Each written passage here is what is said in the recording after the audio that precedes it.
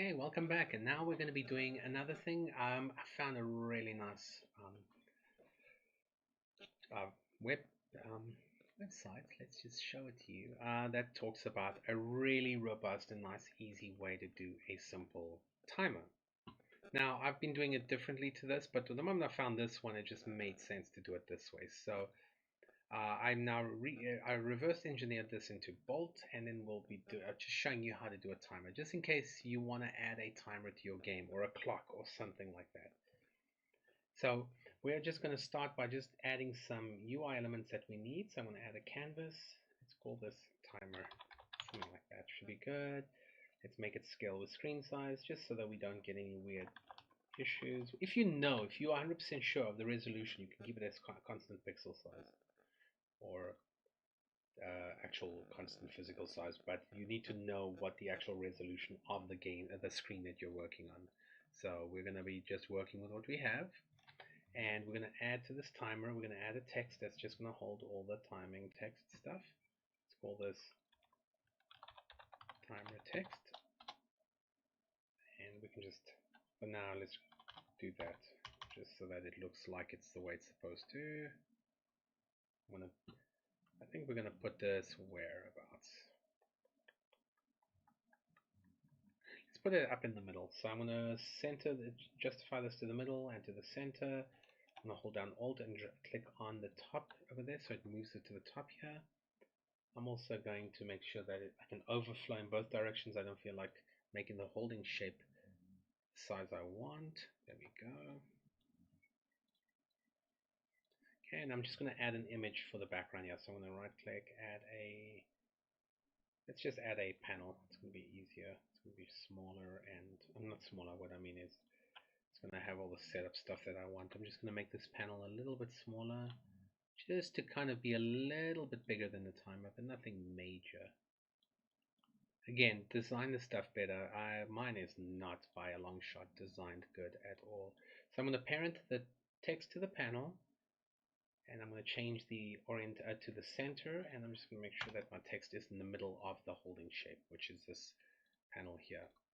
And I can actually leave it at the top like that. There we go. It kind of looks like it's being cut out. That's pretty cool. I'm just going to make the panel opacity not as much. There we go. I'll make this text bold.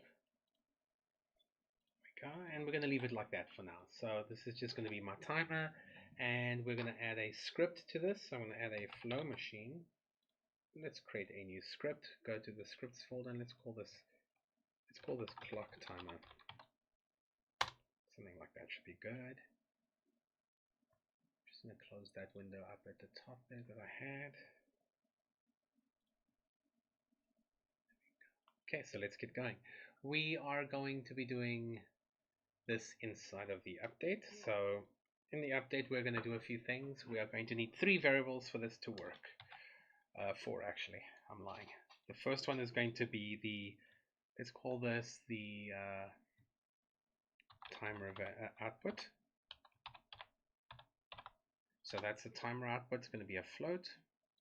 The next one's going to be the seconds. It's going to be a float. And the last one is going to be minutes. If you can play for minutes, I assume I'm just doing your standard minutes, and you can even apply this to hours if you want. It's pretty simple. After finding that really nice thread that was changed the way I did things, my code was a lot more like over-engineered for something like this. Okay, so what are we going to do? We're going to hold down Alt and bring in this. We have to update this timer value. And what are we updating this based on? We're going to grab the timer output again, and we're going to add basically the thing that calculates how we do seconds, which is going to be our time.delta time. So time.delta, and we're going to plug that directly into that. So this is getting our second counting. So, but we're putting it into a variable that we're going to later on convert into what we need. So this is the raw data. This time.delta is the raw data that we need. So next we're going to start up by setting up the seconds. So I'm going to hold down Alt and bring in the seconds. And there is this really nice thing. If you drag out and type in modulo, you can do a scalar, generic, depending on if you know if it's a float or a whatever it is. So I'm going to choose float, and we're going to grab this. And what a modulo does is it says, okay, so I'm basically saying when you get to 60, you officially have made a reset this variable. So this value is seconds, so it's going to go 0 to 60, and then once it reaches this requirement, this value, so this is basically this is 100% in the way this is. So it's coming in and saying, okay, I'm currently at frame 46 or 46 seconds of 60, and then it will come out. The moment it hits 60 to 60, it resets itself back to 0. Okay, but I don't want to have decimal points when I'm doing seconds, so I'm going to drag out here, and I want to say math f.floor to int.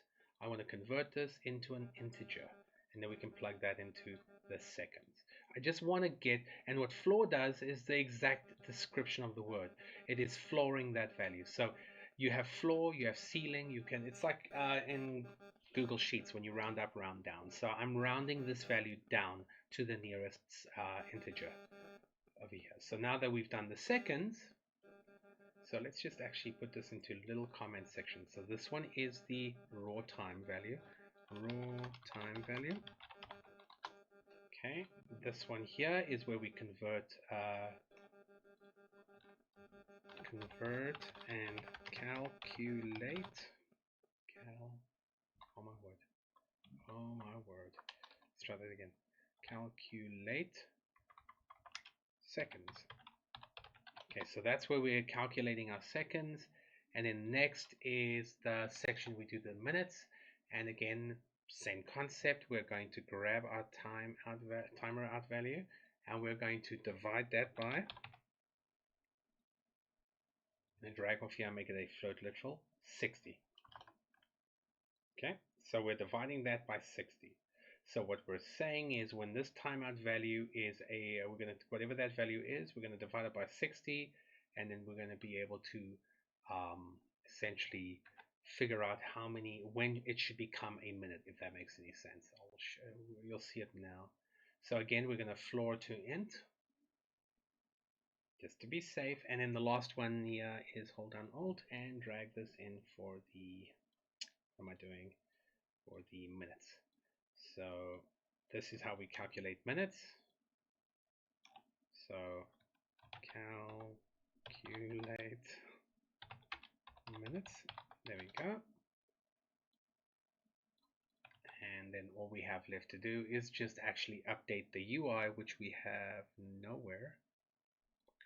We'll have to do that quickly. We're going to calculate the UI. So we're going to say the UI needs to be the, we're going to call this, let's call this the UI timer text. I'm going to click on here and type in the text. And I'm going to quickly search for it. There we go, timer text. I want to drag this in. I want to drag off and say text.text and look for set. I'm going to just plug that in. So this is the UI update of it. So all the logic's been done over here. This is just actually going to format it and bring it into where we want it to be. So from here, we're going to drag out. We're going to type in string dot format. We just used this in the previous video, so if I could spell string and not striff dot format, and we're going to try put in 2 arguments.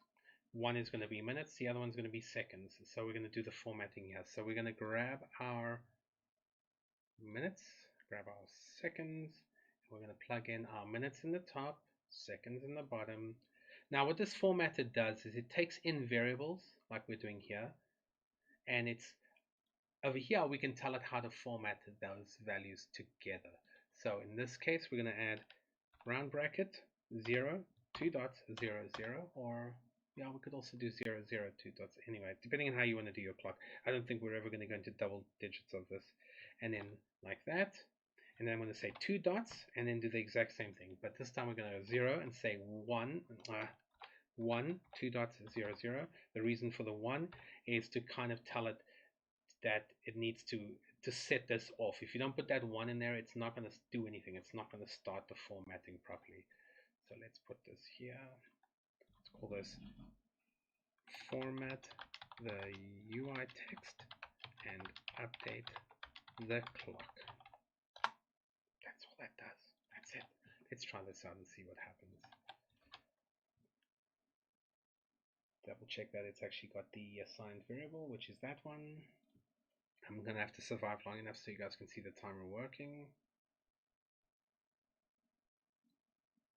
There we go. 2, 3. Okay, so what I'm going to do just to show you the timer works is I'm going to just disable the player for the time being, just so we can watch the clock. You're going to have to sit with me and watch for about a minute. I haven't done any kind of, I haven't had like a guard mode type thing where I can control the speed at which this timer goes. I can multiply the time dot. I can go and do the multiplication to have a speed variable for this timer. Let's do that actually. It will be quicker in the long run, and you guys, it would be nice for you guys to know. So, wrong person. Let's go to the timer. I'm going to create a variable in here. I'm going to make it an object variable. Let's call this timer multiplier. It's going to be a float, and by default, if we set it to 1, it's basically going to give us the same value. So right at the front here, we're just going to multiply that value, so we can get a bigger or smaller amount, like speed up in time, if that makes any sense. So we're going to pop that in there. Move this across, just make this holding shape hold everything. And that should do the trick. So now that we have a time multiplier, let's just watch as the time is normal speed. And then when I update that multiplier,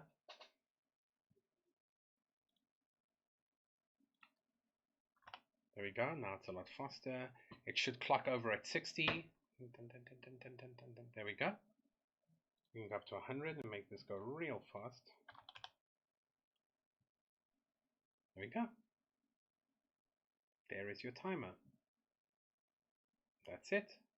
So that's all that happens, and you can do this, use this for a lot of things, like I did with the coin check. We can check the time and figure things out. What did it say?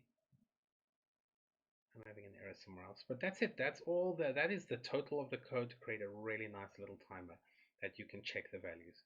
So you're going to be able to compare the seconds and the minutes, and then do something with that after the fact to see if you got the best time or whatever it is.